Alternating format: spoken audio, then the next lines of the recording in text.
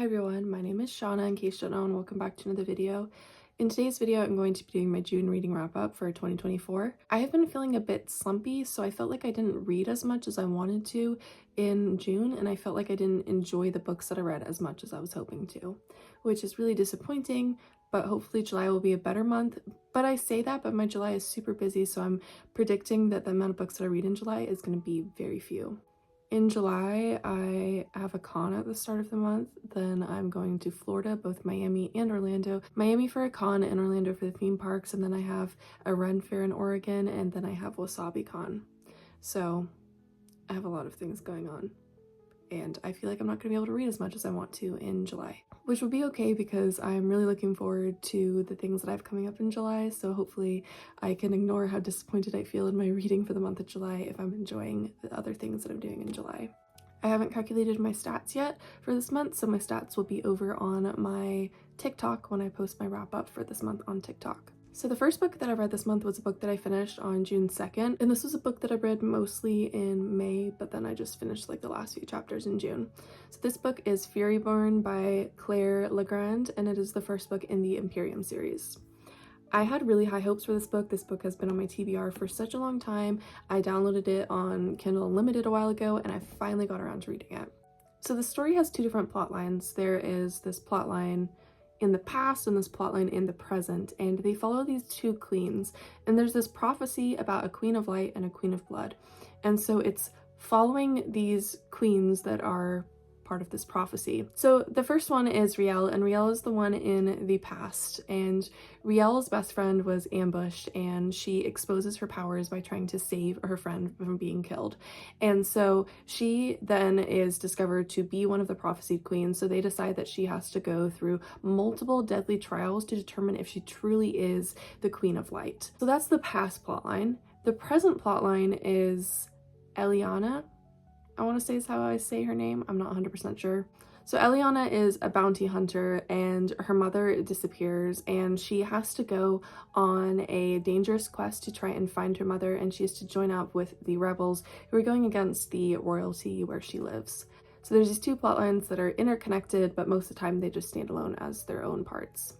I was so hoping to love this book, but I just did not at all. So I found that the pacing was really slow, which made this book incredibly boring. Even when there was action scenes, I was bored, which really sucks because I love Deadly Trials in books, and I did somewhat enjoy those Deadly Trials parts, but they were still so slow. I loved the concept of the Deadly Trials. I wanted more of that, but I needed action with the Deadly Trials. I didn't need the super slow pacing that slowed the story down as it inched along very slowly, and it made it so that I didn't have motivation to pick up this book to read it more because it was so slow, but I pushed through it and I finished it. I also found both of the two main characters to be super insufferable, especially Riel. She's just terrible, and her friends deserve way better than her. I also didn't really like Eliana as much. I mean, she definitely grew on me by the end of the story, and she definitely like became more redeemable. However, I just wasn't a huge fan of her. Like at first I was really annoyed with her, and then by the end I was just bored with her character. Also, I didn't know this book would like involve angels so much, and I'm not necessarily the biggest fans of angels being depicted as like evil or manipulative and stuff like that.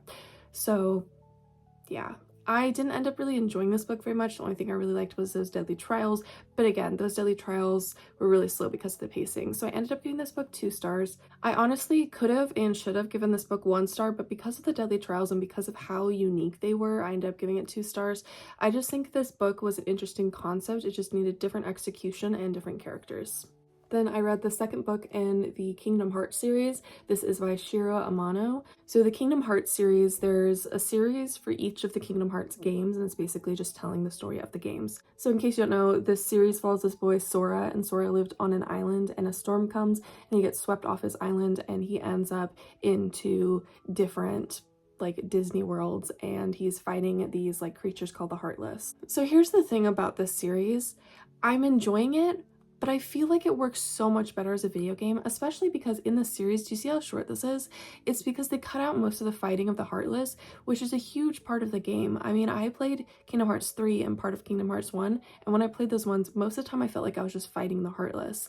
So to take that out of the story, I feel like takes out some of the action, takes out some of the point of the story, and because it takes out that fighting, it really jumps around a lot. I did really like the Disney worlds that they explored in here and the characters that were explored.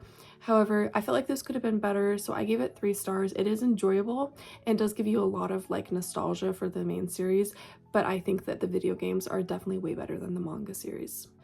Then I read The Assassin's Blade by Sarah J. Maas. This is the prequel novellas for Throne of Glass. So there is like 5, I think. 1, 2, 3. Yeah, there's 5 different stories in here that are prequel novellas. So the Throne of Glass series is hard to describe what it's about because it really like is a high fantasy series that evolves really far from the first book. But basically, all you need to know for this one is that the main character, Selena Sardothian, who is an assassin, is a character that you know a lot about from the main series, but you don't know a lot about her history. Like, it's hinted at a lot. And this one really covers her history, and it is connecting with the rest of the series, I'm noticing, because I'm currently in the middle of reading Heir of Fire. I read this one third in the series because it's what my book club group decided to do, and I've heard that there's a lot of controversy about whether you're supposed to read the Assassin's Blade first or third. I personally believe that you should read the Assassin's Blade third, and the reason why is because the Assassin's Blade is definitely not as good as the main series, and if I had started with the Assassin's Blade, I would have DNF'd this series, which tells you a lot about my thoughts on this already. I've really been enjoying the Throne of Glass series, but the Assassin's Blade was just really disappointing. I feel like most of the stories in here could have just been shortened and included as flashbacks in the main series, but instead the author decided to make a whole book out of it, which was really boring, honestly, and super slow, and I didn't really care that much about any of the characters in this story. So I'm gonna go story by story. The first one was The Assassin, the Pirate Lord. I gave that one 3 stars. I think it started off really rocky. It got a little better once the action started. I thought the escape scheme that Selena and Sam came up with was really creative. However, I personally really found Selena insufferable in most of these stories, and I found her super annoying in the first Throne of Glass book, so it's like she has to mature in order for me to like her in the second and third book in the series, and she is her younger self in here, so she's not very mature, and that made it so I could not stand her. I didn't really like Sam at first, but I feel like he really grew on me by the end of The Assassin and the Pirate Lord, but more thoughts on Sam later because I have some feelings on his inclusion in here. The next story was The Assassin and the Healer. I gave it 2 stars. So one of the characters is named Yrene, Yareen. I'm not 100% sure if I said her name right. I liked her as a character. I just thought that the rest of the story was really meh and pointless, and I thought Selena was extremely rude for absolutely no reason, and I'm not sure what the point of this one is in the series unless like Yareen is going to come back in the main series, which I'm thinking that might happen, because why else would you like include the assassin, the healer in here? Like, it felt like such a pointless story. Then I read The Assassin and the Desert, which I've seen some parts of that story connect with Heir of Fire so far, and I have seen spoilers that that story will connect even further with the series. And I really liked the idea behind the silent assassins, but I gave The Assassin in the Desert 2 stars because I found this one so boring, and I felt like not much happened until the battle scene, and I'm pretty sure The Assassin and the Desert is one of the longest stories in this collection, so to not have really much happen until the end battle is really disappointing. Yeah, The Assassin in the Desert is the longest story. It's 110 pages. Then the next story was The Assassin and the Underworld. It was almost 3 stars for me because like I sort of like Sam, but here's my true thoughts on Sam. I feel like this series in these short stories did him dirty. So for most of them, you just are seeing Sam's interactions with Selena, and Selena treats Sam like dirt. And of course, Sam has to fall in love with Selena, this person who's treating him terribly. So I feel like Sam had a good personality, but he needed to be away from Selena, this person who treated him like crap, in order for us to truly understand Sam better. Like, I feel like he had so much potential, but Selena ruined that potential because Selena was so rude that we're seeing Sam being angry at Selena nonstop. I also found that there was several characters in this short story that pissed me off to no end and made the story really hard to read, like Lysandra and Arobin. You're not supposed to like either of them, I don't think, but there's a difference with me that I'm noticing in books between like, oh, you're not supposed to like this character, I don't like them, and oh, this character is so terrible that I literally am not enjoying the book anymore because the villain is written in this way. That's how I felt with Arobin and Lysandra, which is like a weird combination, but like I feel like I need villains that I don't like, but that won't hinder for my enjoyment of the series, because you aren't supposed to like villains most of the time, if that makes any sense. Then the final one in here is The Assassin and the Empire. I gave this one 3 stars just because I feel like it filled in so much information that you need for the main series, because it covers Sam's like backstory thing that's mentioned a lot in the main series. So I felt like this one was really important, and I honestly think that because it's so important to the main series, it's the best story, which is why I gave it 3 stars. However, I found it was a bit slow, and I found that the characters were lacking, but I did think that like the grief and rage portrayal was written really well in here. I'm noticing that Sarah J. Maas is really good at writing grief in her stories. So I averaged out the star ratings that I gave each story, and it averaged out to 2.4 stars, which I round down to 2 stars because Goodreads doesn't have half stars. So this collection overall, I gave 2 stars. I just felt like a lot of it was really boring and pointless. And I mean, I think there's some things that you need to know about this book in order to like understand some stuff in the main series and like see those connections. However, honestly, like I feel sort of like you could look up the summaries for the Assassin's Blade for each story in here instead of reading this full book, because I personally just like did not like this book, and I'm surprised that there's so many people that are like, wow, this book is so amazing, it's one of the best in the series, and I'm like, nope, I don't want anything to do with this book. Then I read Kingdom Hearts Volume 3 by Shiro Amano. I gave this one's 3 stars as well, like I gave the first and the second one. I found Riku in this story to be really interesting and fascinating, and I really liked getting to see him more in this book. However, I just personally felt like this was fairly bland. Like I still feel the same opinion, like there should be more fighting of the Heartless in here, and the video game is definitely much better. So I did enjoy this one, but it wasn't perfect, which is why I gave it 3 stars. And then I read Kingdom Hearts Volume 4 by Shiro Amano. I gave this one 3 stars as well. My thoughts on this one are about the same as the other ones. I felt like this one lacked a super strong climax though, and there were some parts where I just got really confused and couldn't follow the story very well. However, I did like seeing how they defeated the darkness, and I loved seeing the Beast and how protective he got over Belle in here. I also thought the Winnie the Pooh comic at the end was super adorable. However, again, this is just like very lackluster in terms of this series, and it's very bland. However, it is like enjoyable and nostalgic. That's my personal opinion on it. I honestly think people should read the video games as opposed to reading the manga. But if like it's been a while since you've played the first game and you want to play the second game and you want a refresher of the story, I think these mangas work beautifully as a great refresher for the story. However, they're not perfect. Don't expect something fantastic and life-changing, but they are pretty light and enjoyable. Then I read One Punch Man Volume 7. This is written by One, and the art is by Yuzuki Murata. So I have been enjoying my time with the One Punch Man series. I find that it is fun and super light. I feel like it could be a little better because it gets repetitive a lot. However, I did enjoy this one. I love Genos and Saitama so much, and I love the quick pacing of this series, which is part of the reason why I love this series so much. However, this one in particular, I'm not giving 4 stars like I gave the other ones in this series. I'm giving this 3 stars, and the reason why is because most of this volume is bonus comics, which I don't mind a bonus comic or 2 at the end of like every volume. However, let me see if I can show you how many are bonus manga in here. So this much is bonus manga.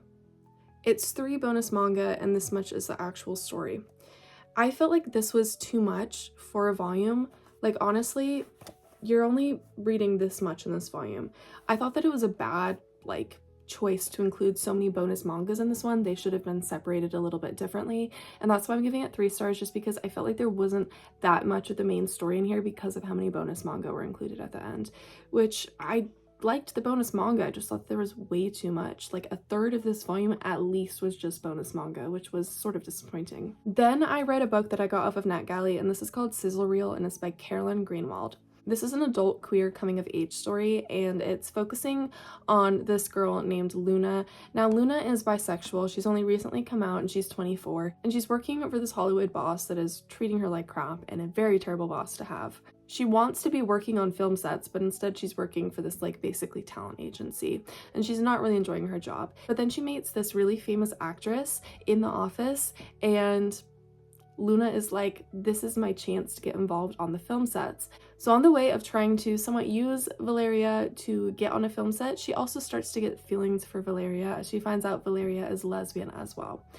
And throughout this whole thing, Rami is also there, and Rami is Luna's non-binary best friend who uses she/her pronouns, which I don't see that representation very much of non-binary characters who use she/her pronouns, which I thought was really interesting to have in this story. So I'm not gonna like describe the plot too much more because I feel like that would spoil things. However, I will say that as soon as you start reading the book, you discover who the real love interest is, because it's very clear within the first few pages, like, who Luna's actually going to end up with, despite the story making it seem like it's going to be somewhat more of like a actress plus like person who's working on the film set romance. So I personally found myself to be really disappointed in this book, which really sucked because this book sounded really interesting.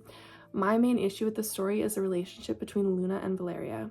I personally was not a huge fan of the relationship. Luna seemed really like infatuated with Valeria, and it seemed less of like genuine love.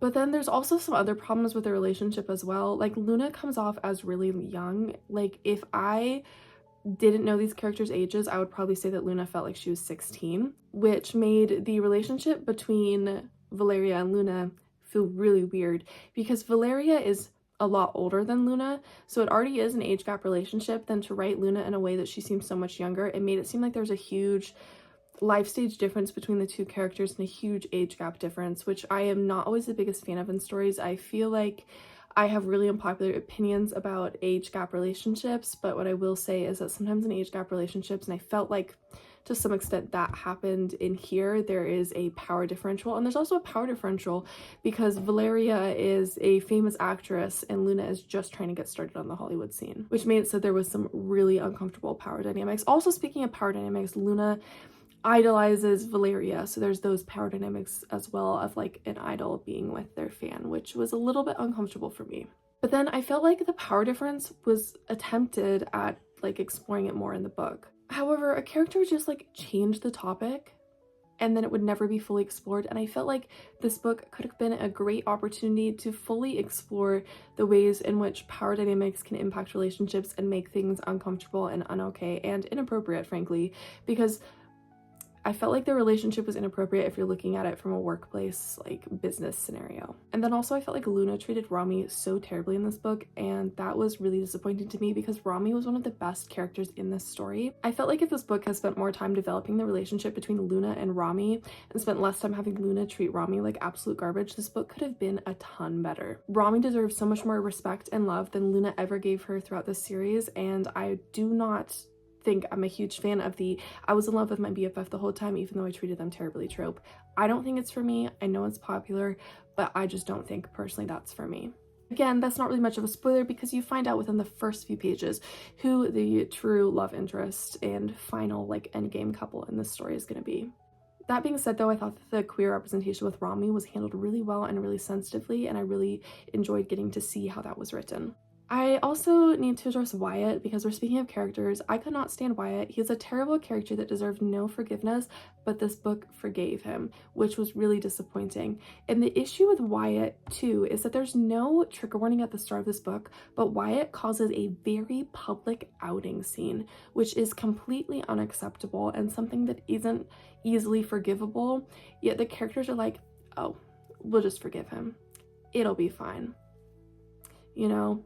So yeah, I wasn't a huge fan of this book. I thought that it did a few things good, specifically in regards to Rami's queer representation.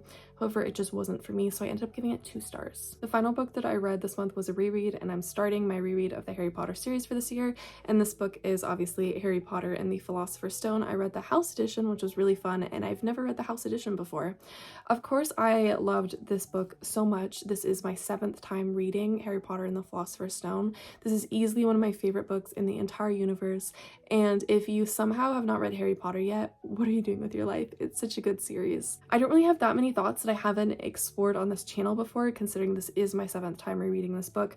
However, this is my first time reading the House edition, and there is something I want to comment on. So this book includes like informational facts about the house and different characters in the houses. So I obviously have Hufflepuff, so it's like covering the Fat Friar, Cedric, all of them. I was reading Mona Sprouts, and there was a fact in here that I was like, that's shocking. I feel like I would have known this before. And I looked it up, and apparently Bloomsbury is the one who made these editions. Whoever was in charge of including these facts and editing these facts did not actually fact check their information, because it included a fact for Professor Sprout that frankly is not accurate, and it was more just like a fan theory, like fan fact thing that was spread around, and less like actual confirmed fact. And this is that Professor Spout had a long-term relationship with fellow teacher Professor Flitwick. Sadly, it didn't work out, but they remained friends. This was literally from an online posting. It wasn't verified to be true by the author of the series or by anyone that's highly involved in the series, so it's disappointing that that got published in a book. I also read that there was an issue, I believe, with the Slytherin House edition and one of the facts that they had in there.